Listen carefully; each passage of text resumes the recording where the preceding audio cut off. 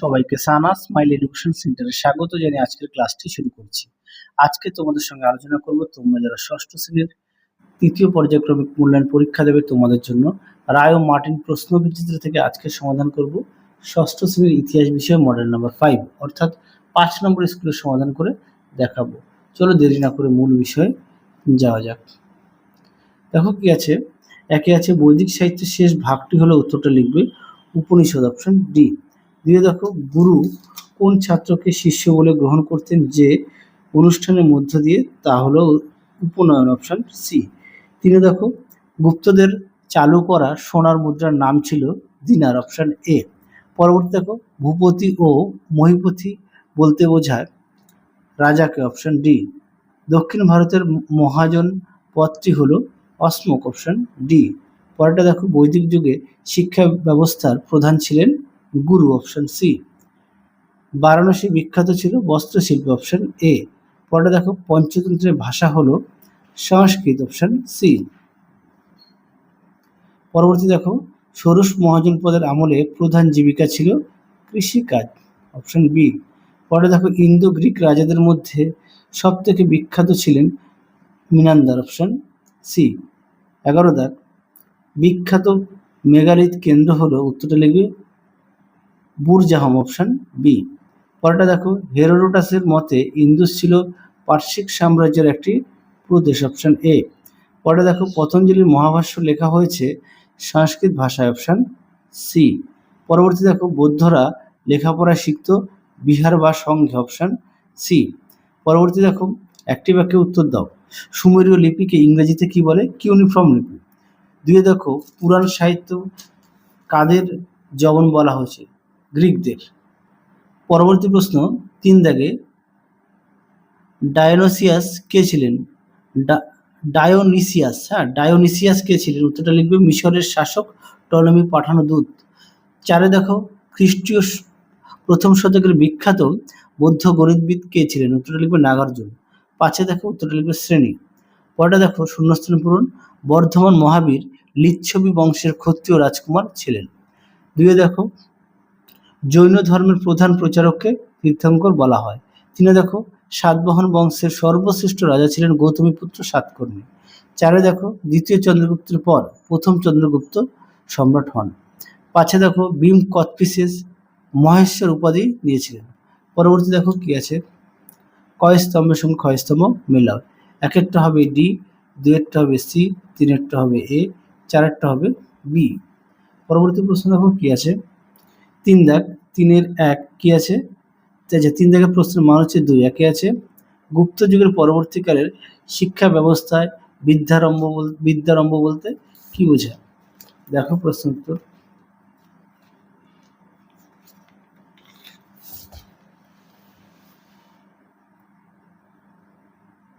দেখো এই প্রশ্নের উত্তরটা তোমরা এখান থেকে এফ লিখবে, দেখো বিদ্যারম্ভ। পরবর্তী প্রশ্ন দেখো কি আছে, 2 দাগ প্রাচীন ভারতের লিপির ব্যবহার কিভাবে শুরু হয়? দেখো উত্তর সুন্দর করে দেওয়া আছে, তোমরা অবশ্যই ভালো করে পড়বে, যদি পারো খাতায় লিখে নিয়ে পড়বে। পরেরটা দেখো প্রাচীনকালে সমাজে কেন স্থাপত্য তৈরি করা হতো? দেখো এখান থেকে উত্তরটা লিখবে, এখান থেকে এই পর্যন্ত লিখবে।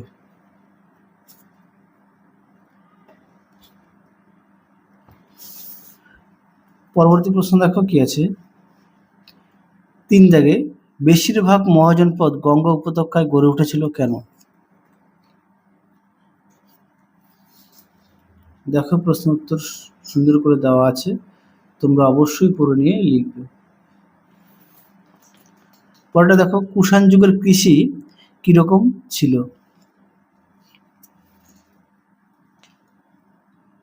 দেখো প্রশ্ন উত্তর। পরেরটা দেখো 4 দাগ ভারতীয় উপমহাদেশে কিভাবে ইন্দো পার্সিক স্থাপত্য শিল্পের সূচনা হয়েছিল?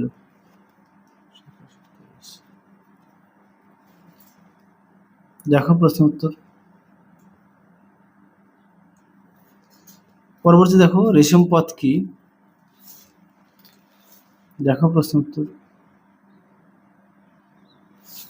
পরবর্তী দেখো মৃচ্ছকটিকম এর প্রধান দুটি চরিত্রের নাম লেখো।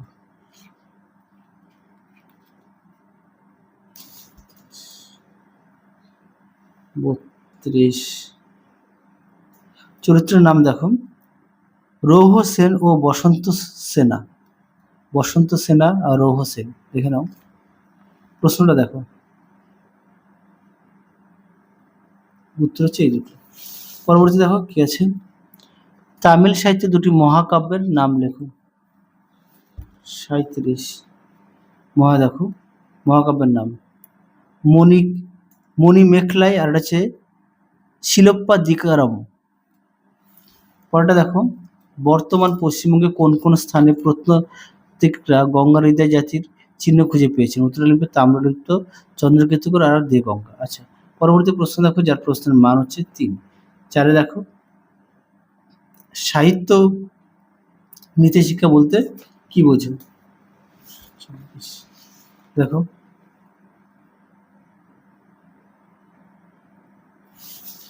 পরবর্তী দেখো ঋগ্বেদে ভাষা কি ছিল? কি করে সংস্কৃত ভাষা তৈরি হলো? 57-11 দেখো উত্তরটি এখান থেকে লিখবে, দেখে নাও।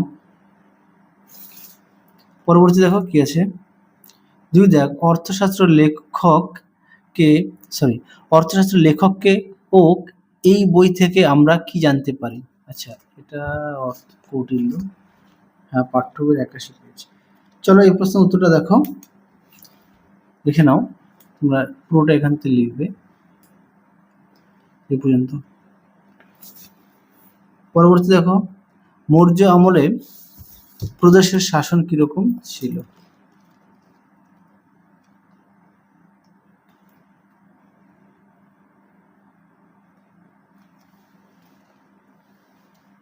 দেখো উত্তর।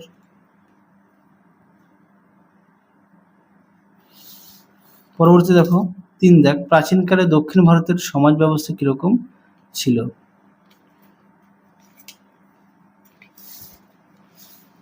দেখো প্রশ্ন উত্তর, উত্তরটি এখান থেকে লিখবে এই পর্যন্ত লিখবে। পরবর্তী দেখো গুপ্ত যুগে মুদ্রার সংক্ষিপ্ত পরিচয় দাও। দেখো উত্তরটি তোমরা এখান থেকে লিখবে, এই পর্যন্ত লিখবে। পরবর্তী প্রশ্ন দেখো কি আছে, মুদ্রা রাক্ষস নাটকের বিষয়বস্তু লেখো। এই প্রশ্নটা অনেক মডেল সেটে দেখানো আছে। দেখো উত্তর এখান থেকে এগুলি লিখবে। পরবর্তী দেখো জীবক কেন বিখ্যাত? দেখো প্রশ্ন উত্তর।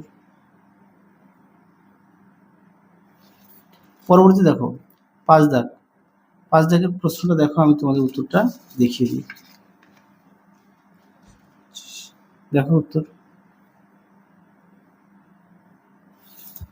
পরবর্তী দেখো অথবা দিয়ে প্রশ্নটা দেখো, তোমাদের উত্তরটা আমি দেখিয়ে দিই। দেখো উত্তর এখান থেকে লিখবে। পরবর্তী দেখো 5 দাগ যার প্রশ্নের মান হচ্ছে 5। কি আছে, 1 হর্ষবর্ধনের রাজ্য জয় ও শাসন ব্যবস্থা কিরকম ছিল? দেখো প্রশ্ন উত্তর।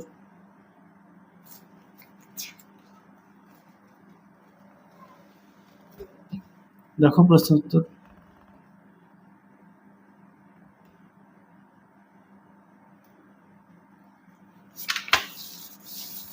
পরবর্তী দেখো 2 দাগ সম্রাট অশোক ও কনিষ্কের মধ্যে মিল ও অমিল খুঁজে নিয়ে লেখো। দেখো প্রশ্ন উত্তর। দেখো প্রশ্নের উত্তর, মিল ও অমিল। দেখো মিল আছে 4টি আর অমিল আছে প্রায় 4টি। দেখো এই পর্যন্ত লিখবে। পরবর্তী প্রশ্ন দেখো কি আছে, 3 দেখ, প্রাচীন ভারতে জাতিভেদ প্রথার কঠোরতা কেমন ছিল? দেখো প্রশ্ন উত্তর।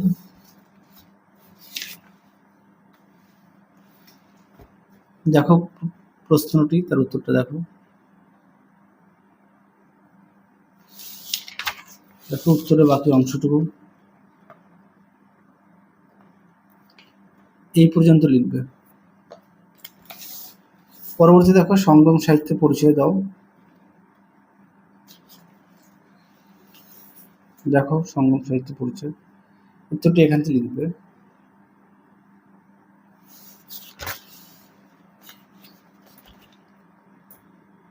দেখো এই পর্যন্ত লিখবে। তাহলে চলো আজকের মতো এখানেই সমাপ্ত করছি। আবার দেখা হবে তোমাদের পরবর্তী ভিডিওতে। তোমরা সবাই সুস্থ থেকো, ভালো থেকো। আজকের মতন টাটা।